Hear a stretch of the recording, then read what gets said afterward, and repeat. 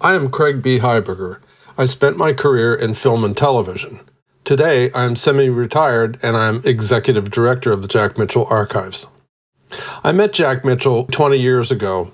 I created his website and worked as his webmaster in exchange for use of many vintage photographs of Andy Warhol and the Superstars in a documentary. Jack attended the premiere and it was a great success.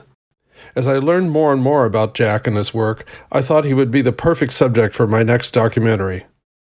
So I spent a year filming Jack and interviewing his old friends and colleagues and some of his most famous subjects.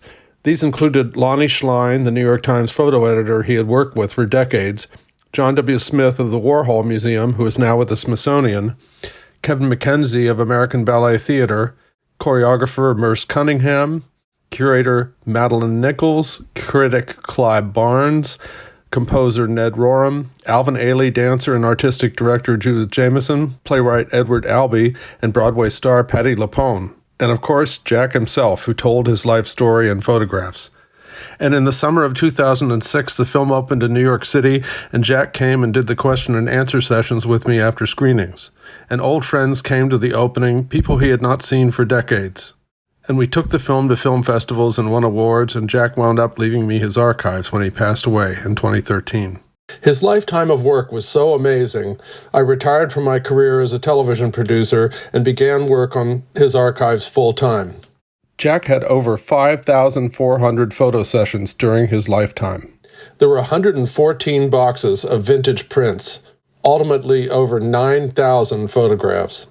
It took 4.5 years just to scan and catalog all of the thousands of vintage silver gelatin photographs. For years, I was simultaneously cataloging and scanning negatives and color slides for licensing.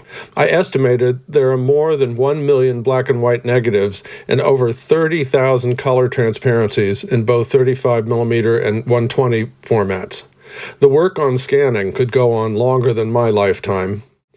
I'm very fortunate that Jack had a well-thought-out record-keeping system. Each photo session's negatives and color transparencies were filed and numbered chronologically by session number with corresponding date.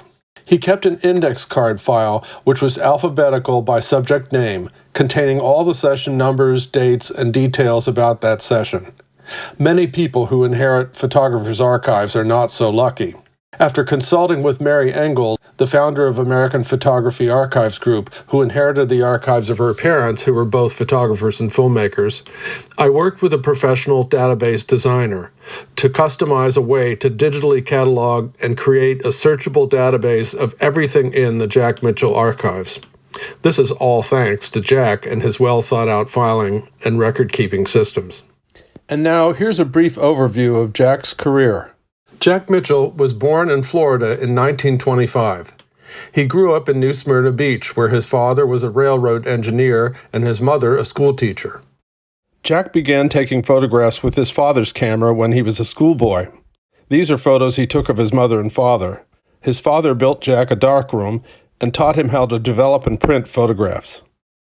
In 1939, when he was 15 years old, his parents gave him an expensive Kodak camera, and this is the camera he took his first published photographs with. Jack's photograph of his art teacher was published in The Complete Photographer in 1941 when Jack was just 16. When he was a teenager, he photographed Hollywood actress Veronica Lake at a war bond breakfast for the Daytona newspaper. She became his lifelong friend. The next year, he photographed Hollywood star Victor Mature performing for a war bond tour. Jack sold these to several newspapers. He was still in high school. Jack Mitchell, at age 15, was the youngest photographer issued a press card in the state of Florida. Immediately after graduating high school in 1944, Jack joined the Army and was stationed in Italy, where he was a U.S. Army public relations photographer. When he returned to the United States, his troop ship pulled into New York Harbor, and Jack fell in love with the excitement of New York City. But he spent the next few years working as a freelance photographer in Florida.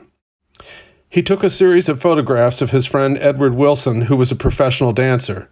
He sold these to a photography magazine, and they were seen by Ted Shawn, who was known as the father of American dance.